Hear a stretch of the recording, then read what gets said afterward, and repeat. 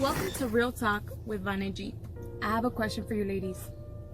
Those that are married, are you still the one? And if you're not married, listen up. All of these things you can apply to yourself as well. So, first question. Are you the jealous type? Are you insecure?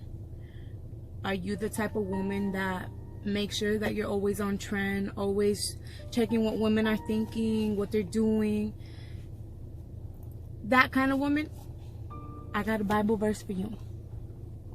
Proverbs 14:1, it says, "The wisest of women builds her house." Amen. "But folly with her own hands will tear it down." What is folly? Folly is a lack of good sense. It's foolishness. Question number 2. Do you consider the headship? And do you know that you came to help the man, not the man to help you? In Genesis 2:18, it says very clearly, and listen up ladies, for real. Very clearly it says, "Then the Lord said, it is not good that man should be alone. But I will make him a helper fit for him." I see a lot of ladies, they don't consider the headship. They don't consider the man when they're doing their plans, when they want to be a boss babe, when they want to do all of these things. They don't consider the man, and that's where you fail.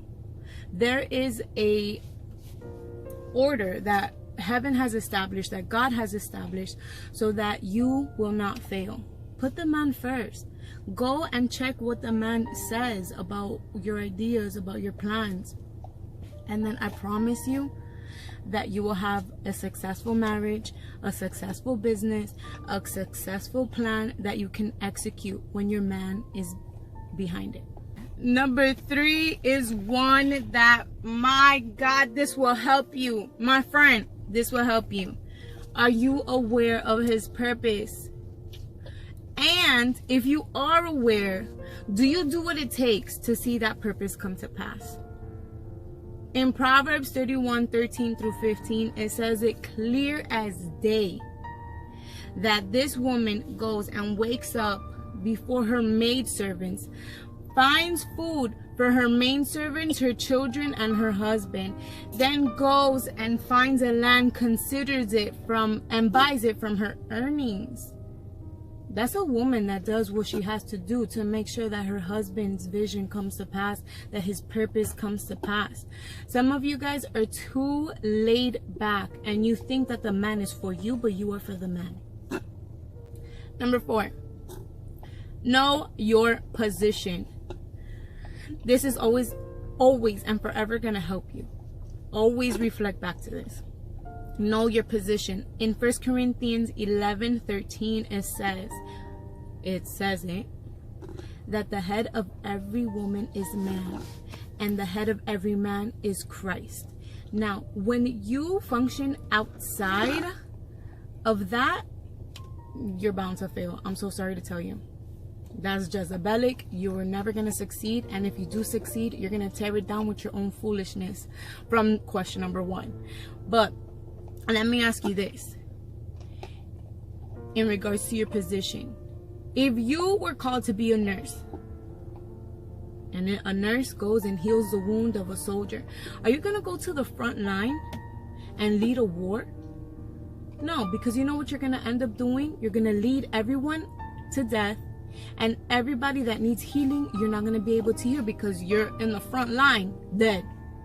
So make sure you know your position, know where you stand, and know where your husband stands, and make sure you honor that. Now, that comes to number 5. When you are away from your husband, and when your husband is away from you, what can someone say about you? Do you hold up honor to your husband in private as well as in public? Is your behavior of that of a wife that is submissive?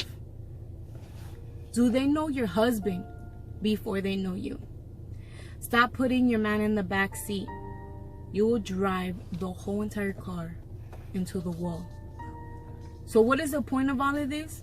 There's so many fights, divorces, chaos, uncertainty, depression, unforgiveness, and all of that is a result from not knowing if you're the one, if you're continuing to be the one. Marriage may come and go, a relationship would come and go, but you, my friend, you need to hold up the characteristics of a woman of God as a wife, and you will go very far. So check yourself, check your heart, and give it to God. Peace.